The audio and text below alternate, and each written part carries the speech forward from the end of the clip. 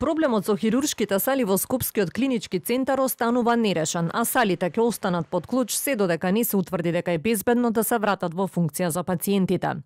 Министерот за здравство по еднонеделен молк денеска реферираше за состојбите на клинички и објасни дека проблемот бил во компресорската станица и инсталацијата за кислород, за што се испратени мостри на испитување во Германија од каде се чекаат резултати. Во меѓувреме само неколку сали се приспособени во кои ќе се оперираат исклучително итните пациенти.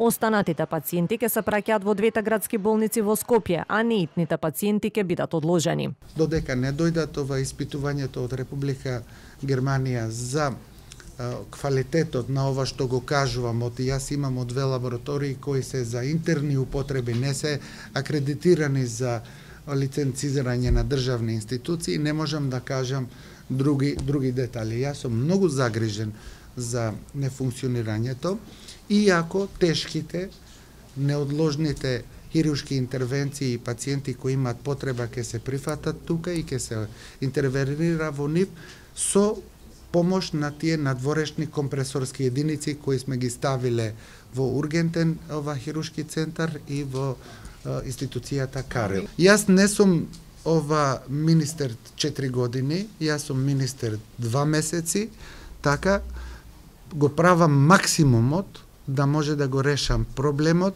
и имам ангажирано сите можни ресурси како министерство. Случајот со оперативните сали во клиничкиот центар веќе го испитува и јавен обвинител. Се вршат проверки и се разговара со надлежните во здравствените институции околу настанатиот проблем, а обвинителството ќе треба да утврди дали има елементи на кривично дело. Но кој ќе одговара за хаосот и крахот на клиничкиот центар? Министерот за здравство вели дека досега ниту еден од директорите на хируршките клиники нема поднесена оставка кај него, а оставки нема ниту од службата за општи и заеднички работи која е надлежна за одржување на овие работи. Дополнително Демири смета дека со разделувањето на клиничкиот центар во 2006 година и поставувањето на стотици директори и менаџери, тешко може да се лоцира одговорноста. На пресот на министерот реагираше ВМРО ДПМН. 10 дена цела држава, цела Македонија се прашуваше што се случува со хирургија. Министерот на СДС и на ДУИ Илир Демири денеска конечно излезе од скривалиштето за да каже дека едноставно не знае што е проблемот, кој што го сведе само на лоша миризба.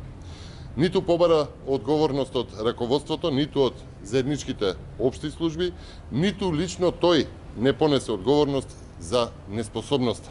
Операционите сали во најголемиот медицински комплекс во земјава се затворени веќе 10 дена, што пак предизвика огромни гужви во градската болница 8 септември, како и во болницата Свети Наум Охридски.